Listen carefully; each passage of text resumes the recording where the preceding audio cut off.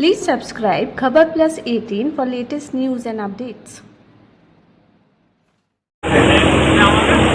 Army में काम करने का मतलब जो जवान फौज में भर्ती होता है वो वर्दी पहनता है। वर्दी पहनने के बाद उसे फौज पे जहां निर्देश मिलता है, जिस सीमा पर जाना होगा उस सीमा पर जाता है, खुशी खुशी जाता है, संतुष्ट होकर जाता है और बिना किसी परवाह करे वो जंग लड़ने के लिए तैयार रहता है। उसे मालूम है कि भारत 15 लाख लोग आर्मी में काम करते हैं। आर्मी में काम करने का मतलब जो जवान फौज में भर्ती होता है वो वर्दी पहनता है। वर्दी पहनने के बाद उसे फौज पे जहां निर्देश मिलता है, जिस सीमा पर जाना होगा उस सीमा पर जाता है, खुशी खुशी जाता है, संतुष्ट होकर जाता है और बिना किसी परवाह करे वो जंग लड़ने के लिए तैयार रहता है। उसे मालूम है कि भारत की सरकार और फौज अगर मुझे कुछ हो गया तो मेरे परिवार को पूरी तरह उसको सुरक्षित रखेंगे, उसको पेंशन मिलेगी, उसकी पढ़ाई का, रहने का, खाने का, अस्पताल का, पूरे जीवन भर का परिवार का उसका एक सुरक्षा कवच भारत सरकार देती थी। अब इन्होंने परिवर्तन करके कहा कि आप नौकरी करो और 4 साल बाद आपकी छुट्टी। 4 साल मतलब जो लड़का 17-18 साल का भर्ती होगा वो 22-23 साल में रिटायर हो जाएगा। 4 साल की नौकरी। अब जिस व्यक्ति को फौज में जाकर ट्रेनिंग करनी, 6 महीने की ट्रेनिंग कह रहे हैं और आर्मी में तो अलग अलग क्षेत्र हैं, उसमें आर्टिलरी भी है, आर्मर्ड भी है, इंजीनियरिंग भी है, उसकी और ट्रेनिंग करनी पड़ती है। साल में 2 महीने छुट्टी भी होगी तो ले दे के 4 साल में से कोई 2-2.5 साल नौकरी करेगा। इस 2-2.5 साल के अंदर क्या ये संभव है कि 2 साल में काम करते करते वो इतना फौज में घुल मिल जाए कि दुश्मन की गोली भी खा ले और अपने साथ जो उसके पलटन के लोग हैं, बटालियन के लोग हैं, यूनिट के लोग हैं, उनके लिए मरने को तैयार हो जाएगा।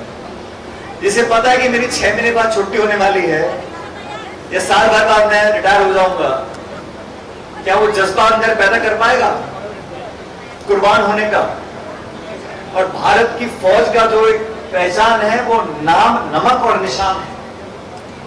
भारत का फौजी कोई किसी दल का है क्या? भारत में जो फौजी रिटायर होते हैं उसका पेंशन का बिल बहुत बढ़ गया कि भाई पहले लोगों की आयु कम होती थी, अब लोग लंबा जीते हैं तो पेंशन ज्यादा देनी पड़ती। मैं तो सरकार से कहना चाहता हूं, अगर आपके पास पेंशन के पैसे नहीं है तो आप हमें बताओ, हम देश में जाके इकट्ठा कर लेंगे, हमें कोई दिक्कत नहीं है। हम एक वक्त की रोटी पेंशन बढ़ रहा है। साथियों देखो, उन्होंने कहा कि हमारे जो फौजियों की आयु है वो औसत बढ़ गई है। मैं स्वीकार करता हूं, आपको जो भी रिफॉर्म करना है, बदलाव करना है, आधुनिकीकरण करना है, फौज को बेहतर बनाना है, जो भी करना है हम उसके समर्थन में हैं। लेकिन आप नौकरियां बंद कर दो। देश में जो हालात है वैसी नौकरियां नहीं है और फौज की नौकरी तो एक ऐसी नौकरी है जिसका हर घर, हर परिवार में लोगों का लगाव है, जुड़ाव है और आत्मा से जुड़ना चाहते हैं, उसको आप मना करना चाहते हो। सरकार की मंशा मुझे मालूम नहीं क्या है।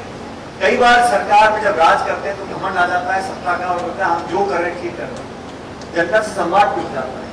इसलिए आज का जो कार्यक्रम रखा है हम लोगों ने सिर्फ आप लोगों तक संदेश पहुंचाने के लिए कि जो अग्निपथ योजना है ये बिना सोचे समझे, बिना किसी से पूछे, बिना संसद में सलाह करे, ना नौजवानों से ना फौजियों से इसको घोषणा कर दी और अब इसको जबरदस्ती लागू कर रहे हैं। पूरे देश में आक्रोश है और नौजवान अपने आप को वंचित महसूस करता है।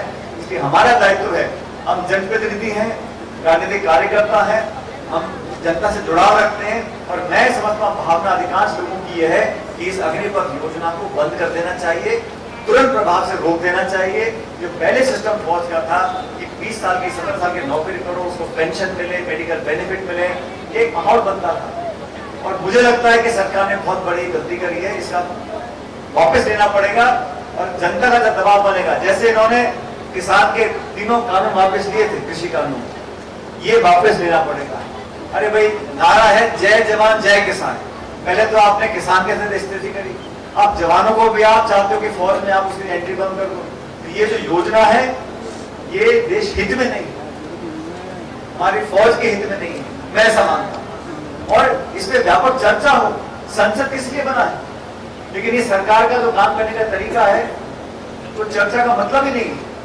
मन में आया तो ठोक दिया, बना दिया कानून, बस अब आप भुगत करो जो भुगतना है। जब नोटबंदी करी थी, आप सबको याद होगा, नोटबंदी करने के बाद 150 बार नियम बदले।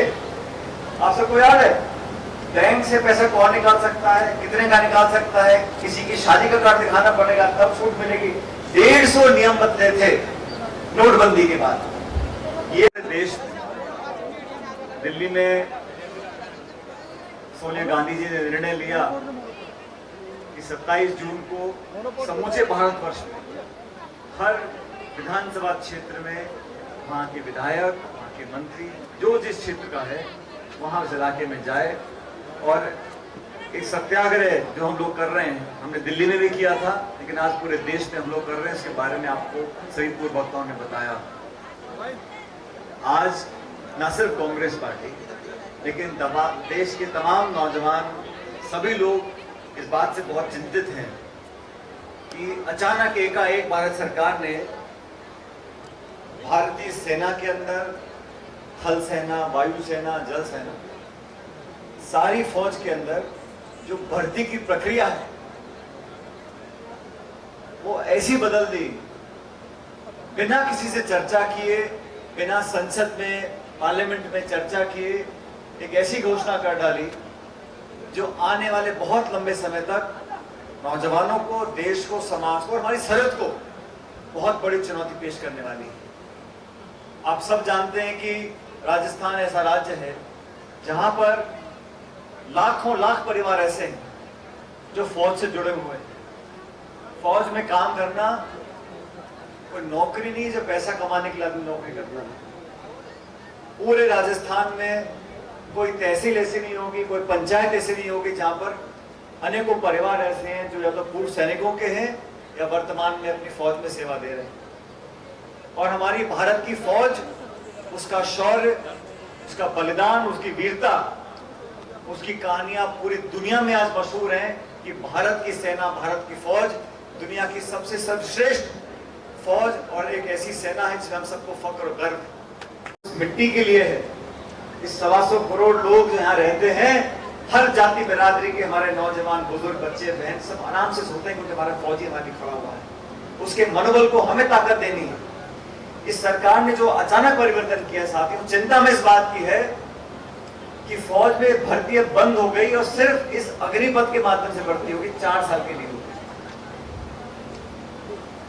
और कहा 4 साल के बाद 75% लोगों को, मतलब 2/3 लोगों को छोड़ देंगे और 25% लोगों को रख लेंगे। अब कौन निर्णय करेगा भाई, कौन रहेगा, किसी को निकालोगे? और 4 साल बाद निकलने के बाद कह रहे हैं इसको हम अर्धसैनिकों में, पुलिस में, यहाँ नौकरी देंगे, वहां नौकरी देंगे। आज 27 जून 2022 को 1,10,000 पद तो फौज में खाली पड़े हैं और जो अर्धसैनिक बल है हमारे CISF, ITBP, CRPF, उसमें हजारों के पहले भर्ती खाली पड़ी है। पहले बैकलॉग को भर नहीं पाए और अब कह रहे हैं कि आपको 10% आरक्षण दे देंगे। सब चीज के साथ हम समझौता कर सकते हैं, कुछ हमारे सोच में फर्क हो सकता है, विचारधारा में फर्क हो सकता है, लेकिन भारत की फौज, हमारे सैनिक, उनका भविष्य, उनके परिवार, उनके बच्चों के लिए, अपनी सीमाओं को सुरक्षित रखने के लिए जो सब कुछ न्यौछावर करने को तैयार है, उन लोगों के साथ अगर हम न्याय नहीं करेंगे तो नौजवानों के भविष्य के जो सपने उन्होंने जगह, हर गांव में मैं देखता हूँ सुबह सुबह 4-5 बजे उठ के निक्कर पहन के, टी-शर्ट पहन के बच्चे दौड़ते हैं, दौड़ते गांव में दौड़ते तैयारी करते हैं। कोई डंड बैठक लगा रहा है, कोई दौड़ रहा है और कोई 6-6 महीने, 7 साल तैयारी करते हैं। उनके सब अरमान में पानी फेर दिया। और मुझे चिंता इस बात की है कि जो सरकार बनती है लोगों के वोट से बनती है। पहले इस देश में किसानों के खिलाफ कानून बनाए, 3 कृषि, आपको सबको मालूम है 3 कृषि कानून बनाए थे। 1 साल तक किसान सड़कों पर बैठे रहे, 700 किसान आत्महत्या कर ली उन्होंने। और यही हमारे बीजेपी के साथी जो मंत्री विधायक हैं गांव-गांव घूम रहे थे कि इन 3 कानून से बढ़िया कुछ हो नहीं सकता, मंडियां चलती रहेंगी, अच्छा कानून बनाए। 1 साल के बाद जब दबाव बना तो हाथ जोड़ के कहा हम इनको वापस ले रहे हैं। अब बिना चर्चा करे अग्नि पर थोप दिया। आपने देखा क्या बवाल मचा पूरे देश में, बिहार में, उत्तर प्रदेश में, मध्य प्रदेश में, महाराष्ट्र में। मैंने हाथ जोड़ के विनती करी नौजवानों से, मैंने कहा कृपा करके हिंसा का साथ मत दो, सरकारी संपत्ति को नष्ट मत करो। हिंसा और कानून का उल्लंघन करना किसी भी समस्या का समाधान नहीं हो सकता। सब्सक्राइब करें खबर प्लस 18 को और प्रेस करें इस बेल को, खबरों के लिए बने रहें।